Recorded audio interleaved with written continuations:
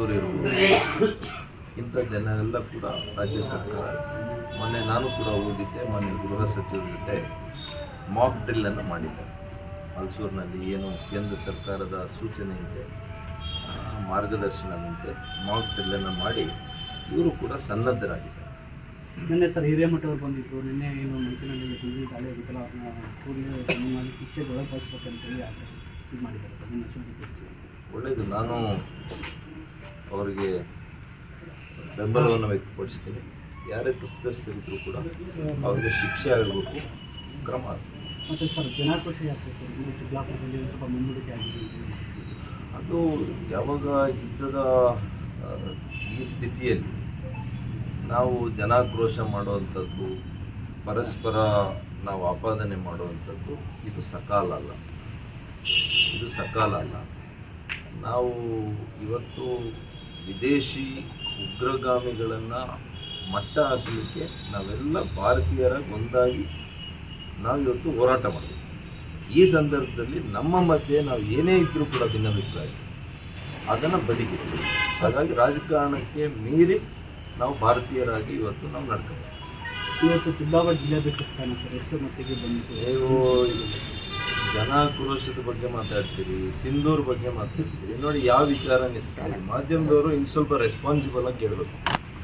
ಯಾಕಂತ 11 ಜನ ಕೂಡ ಅವರು ಕೂಡ ನಾವು ಅಧ್ಯಕ್ಷರೇ ಅನ್ನುವಂಥ ಭಾವನೆ ಅವ್ರಿಗೆ ಬರಬೇಕು. ಆ ಭಾವನೆಯನ್ನು ಕಲ್ಪಿಸುವಂಥ ಕೆಲಸ ಅಧ್ಯಕ್ಷರು ಉಪಾಧ್ಯಕ್ಷರು ಮಾಡಬೇಕು. ಒಂದು ತಂಡವಾಗಿ ಇವರು ತೆಗೆದುಕೊಂಡು ಹೋಗಬೇಕು ಅಂತೇಳಿ ನಾನು ಮನವಿ ಮಾಡ್ತೇನೆ. ಅದೇ ರೀತಿ ಭಾಳಷ್ಟು ನೋಡಿ, ಈ ಕಟ್ಟಡ ಭಾಳ ಹಳೆ ಕಟ್ಟಡ ಇದೆ. ಇದನ್ನು ಕೂಡ ನಮ್ಮ PNB ಬ್ಯಾಂಕಿನಲ್ಲಿ ಯಾವ ರೀತಿ ಮಾಡಿದ್ದಾರೆ ಅದೇ ರೀತಿ ಇಲ್ಲಿ ಕೂಡ ಒಳ್ಳೆಯ ಬ್ಯಾಂಕ್ ಆಗಬೇಕು, ಒಳ್ಳೆಯ ಬಿಲ್ಡಿಂಗ್ ಆಗಬೇಕು. ಮತ್ತು ಅಗತ್ಯವಾಗಿ ಫೇರ್ಡಿಕೋ ಸೊಸೈಟಿಗಳಿಗೆ ಇಲ್ಲಿಂದಾನೇ ಫುಡ್ಡನ್ನು ವಿತರಣೆ ಮಾಡ್ತಾಯಿದ್ವಿ. ಅದು ನಿಂತೋಗಿದೆ, ಭಾಳ ವರ್ಷಗಳಿಂದ ನಿಂತೋಗಿದೆ. ಅದು ಎಲ್ಲ ಕೂಡ ಮತ್ತೆ ಪುನರಾರಂಭ ಆಗ್ತದೆ. ಕೆಲವು ಹಣವನ್ನು ಇವತ್ತು ಏನು ರೆಂಟಲ್ಸ್ ಕೊಡಬೇಕಾಗಿದೆ, ಆ ರೆಂಟಲ್ಸ್ ಎಲ್ಲ ನಿಂತೋಗಿದೆ.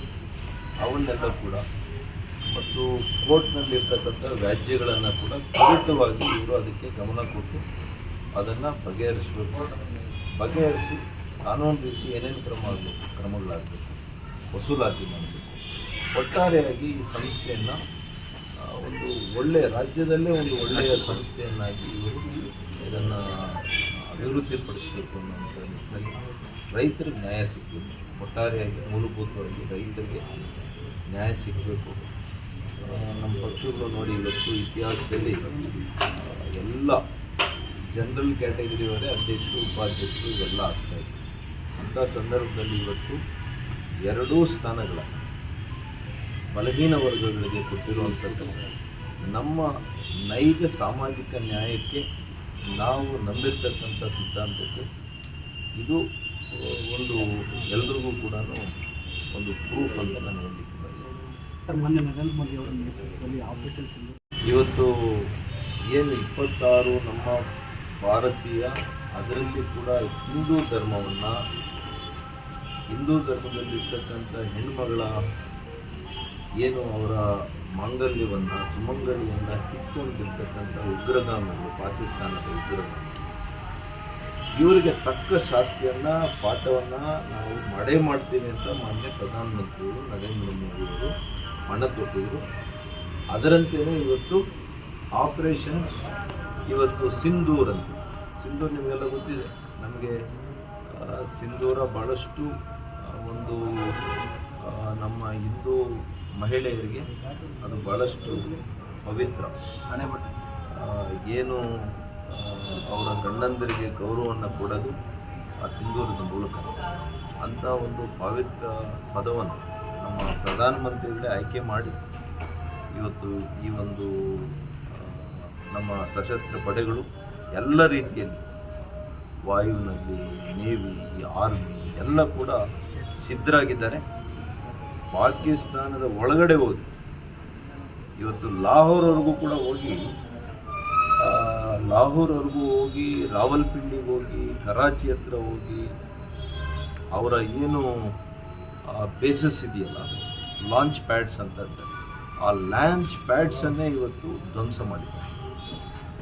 ಇದು ನಮ್ಮ ಸಶಸ್ತ್ರ ಪಡೆಗಳು, ನಮ್ಮ ಸೈನ್ಯ, ನಮ್ಮ ವಾಯು ನೆಲೆ ಇವರಿಗೆಲ್ಲ ಕೂಡ ನಾನು ಇವರ ಅಧಿಕಾರಿ ವೃಂದದವರಿಗೆ ನಾನು ಹಾರ್ದಿಕ ಅಭಿನಂದನೆಗಳು, ಕೃತಜ್ಞತೆಗಳನ್ನು ಸಲ್ಲಿಸ್ತೇನೆ. ಅದೇ ರೀತಿ ನಮ್ಮ ದಿಟ್ಟ ಪ್ರಧಾನಮಂತ್ರಿಗಳು ಅವರು ಇಟ್ಟಿರ್ತಕ್ಕಂಥ ಹೆಜ್ಜೆ, ಅವರು ಈ ಸರ್ಕಾರವನ್ನು ಮುನ್ನಡೆಸ್ತಾ ಇರ್ತಕ್ಕಂಥ ರೀತಿ ಇಡೀ 140 ಕೋಟಿ ಜನರಿಗೆ, ಭಾರತೀಯರಿಗೆ ಇದು ಹೆಮ್ಮೆ ಅಂತ ನಾನು ಇದಕ್ಕೆ ರಾಜ್ಯ ಸರ್ಕಾರದಿಂದ ಸಪೋರ್ಟ್ ಇದೆ ಅಂತಾರೆ. ಎಲ್ಲ ಸರ್ಕಾರಗಳು ಇಲ್ಲೇನು ರಾಜಕೀಯೇತರವಾಗಿ ಭಾರತ ಒಂದಾಗಬೇಕು, ಇಲ್ಲೇನು ರಾಜ್ಯ ಸರ್ಕಾರಗಳದ್ದು ಭಾಳ ಪಾತ್ರ ಇರೋದಿಲ್ಲ. ಆದರೂ ಕೂಡ ಇವತ್ತು ರಾಜ್ಯ ಸರ್ಕಾರ ಎಲ್ಲೆಲ್ಲಿ ಇವತ್ತು ರಾಯಚೂರಿನಲ್ಲಿ ಸೆನ್ಸಿಟಿವ್ ಏರಿಯಾಸ್ ಏನಿದೆ ನಮ್ಮ ರಾಜ್ಯದಲ್ಲಿ, ಅಲ್ಲಿ ಸ್ವಲ್ಪ ಎಚ್ಚರಿಕೆಯಿಂದ ನೋಡ್ಕೋಬೇಕಾಗುತ್ತೆ.